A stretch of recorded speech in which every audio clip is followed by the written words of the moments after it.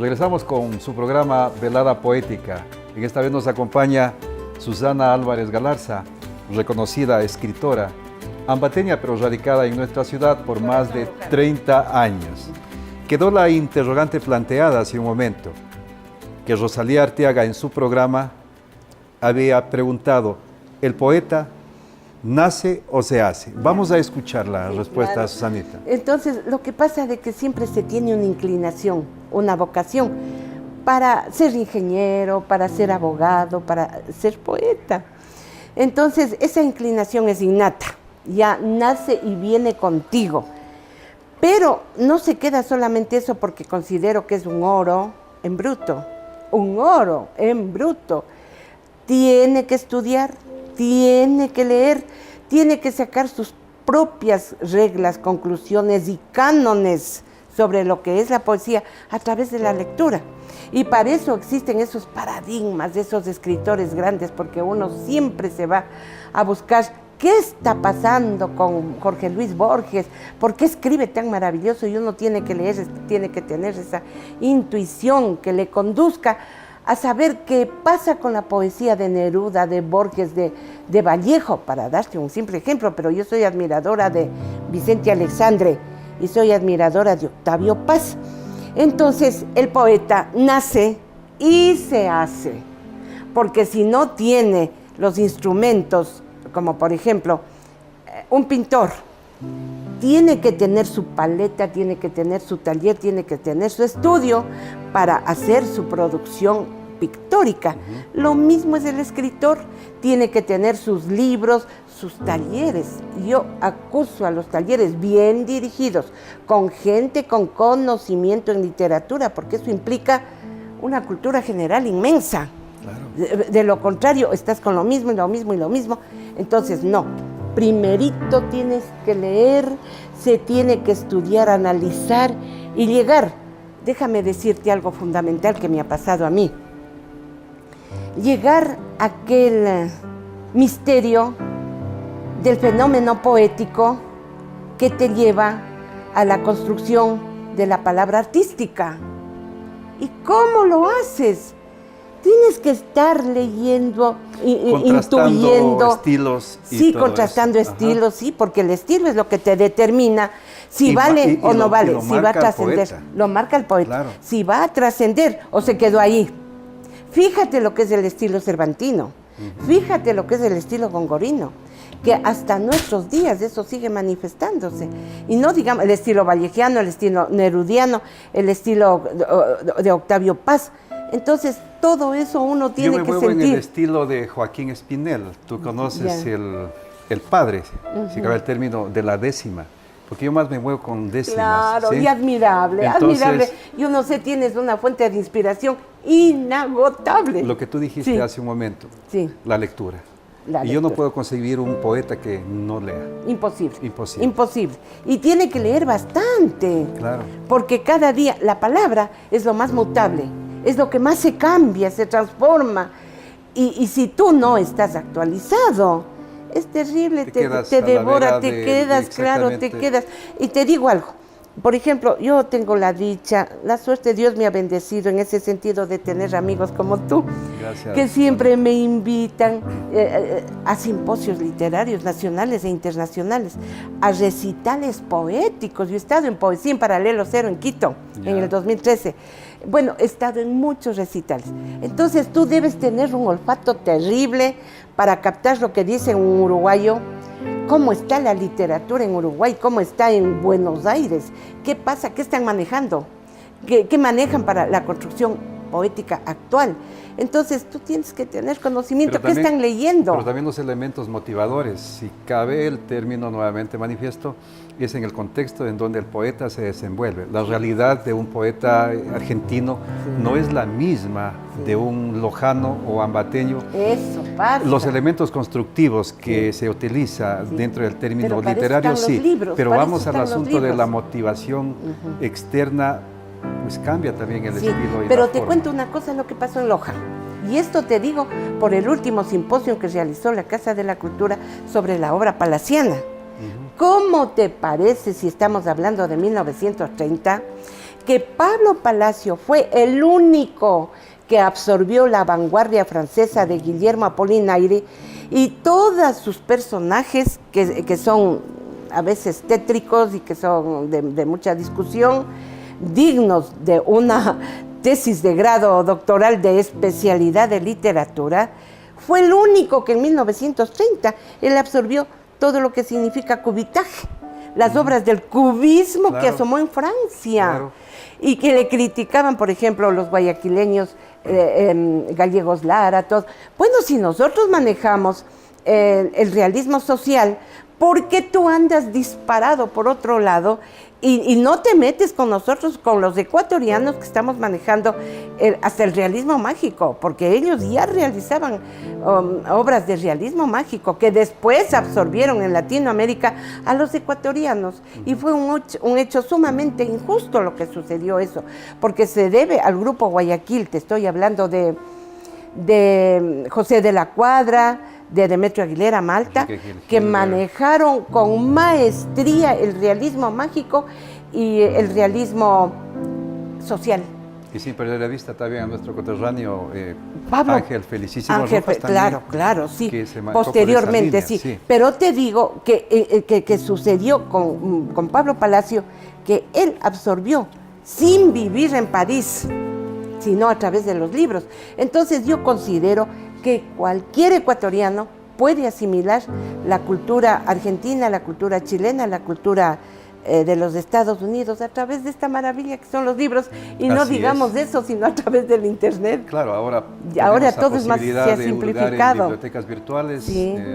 Yo siempre digo, aquel que no quiera hacerlo es porque realmente no quiere. No quiere superarse. Hay. Sí. Futurizando es el título de verás, otro poema. Discúlpame, en Futurizando tú vas a encontrar poesía, pero poesía que tiene que ver con este siglo, te quiero decir, una poesía posvanguardista, de posmodernidad. Y vas a ver lo que dice. Bien, vamos a leer. Futurizando. Te veo en el después de la lasitud del verbo que musita escarpado sibilante.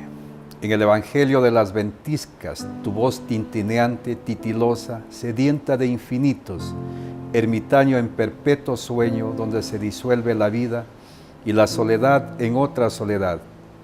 Te miro en la memoria exfoliando páginas, aleteando nuestros recados, oigo nuestra música de astros con pureza viajera de estrellas, donde no encuentro tu voz atardecida, ni la caricia azulada de mis manos, como un peregrinaje de imposibles luciérnagas desaladas en la hiedra.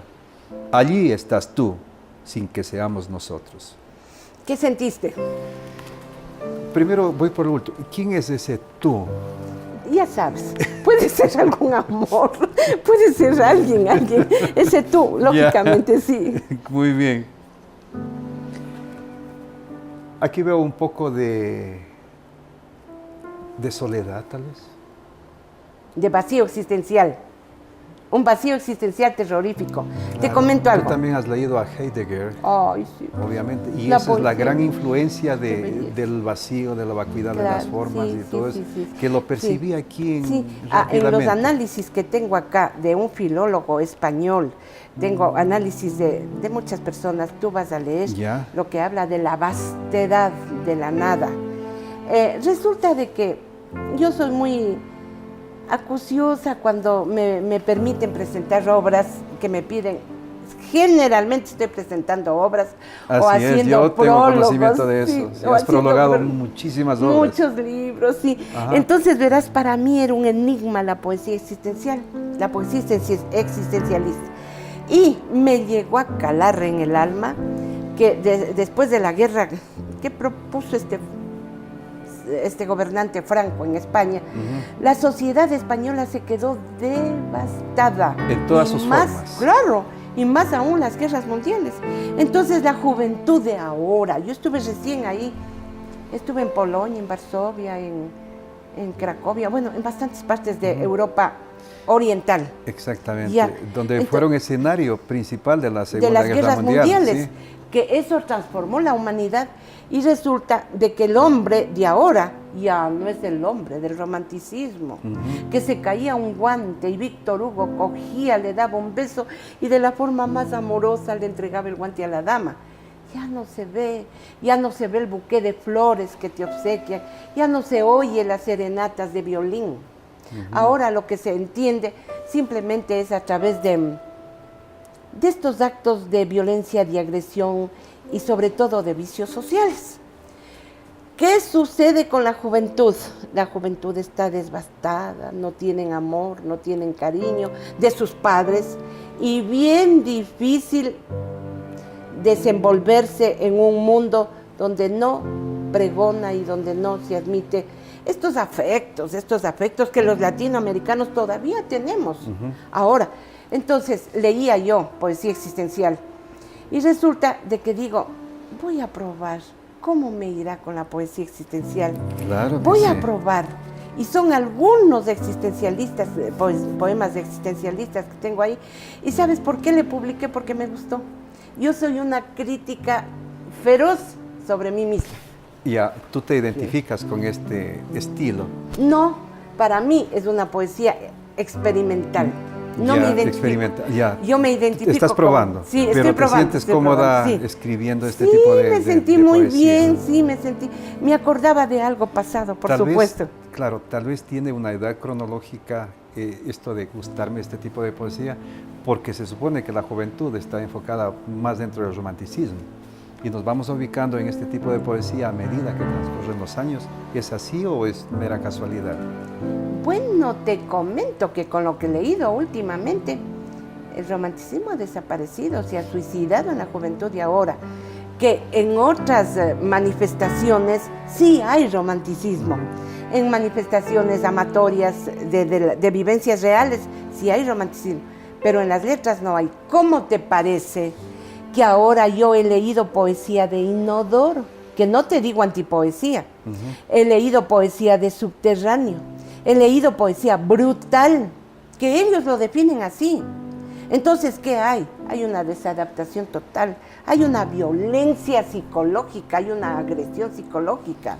Tú lo dices y la pregunta cae por sí sola.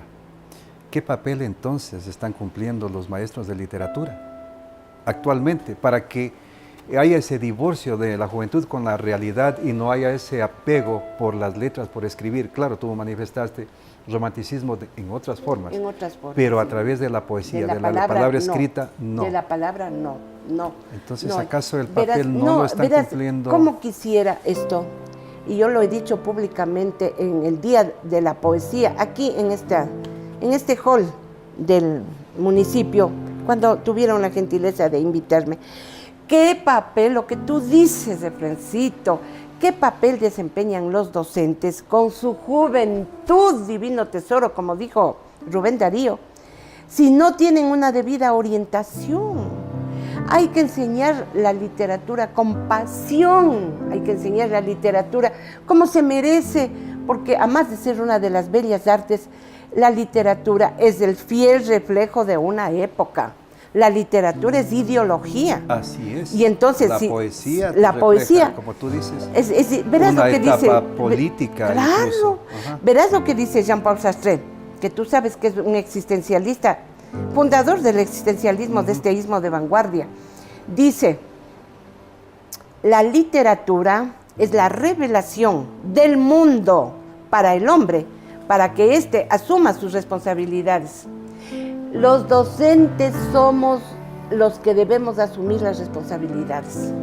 Enseñar literatura como se debe enseñar, no por cumplir una malla curricular, sino porque transmitir al estudiante lo que quisiéramos que el escritor dice y que nosotros seamos mediadores entre el libro y el estudiante. O sea, transmitirle de una forma tan directa, tan única, tan propia, capaz de que el estudiante asimile la emoción del escritor y comience a admirar la época en la que está viviendo. Claro, son casos muy contados con los dedos de la mano. Sí. Conozco maestros de literatura que tienen producción, que han publicado obras. Conozco aquí, Sí, pero sí. también conozco a aquellos maestros no de leen, literatura que no leen.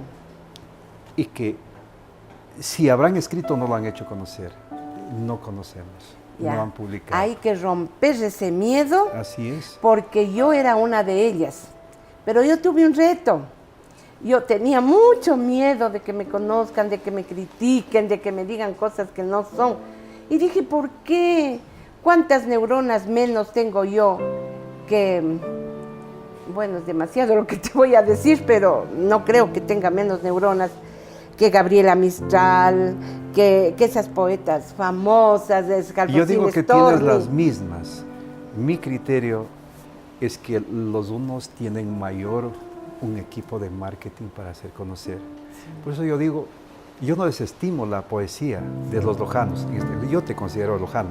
Gracias. Tiene la muchas misma calidad. Rapidísimo y termino porque tú lo trajiste muy bien a este tema.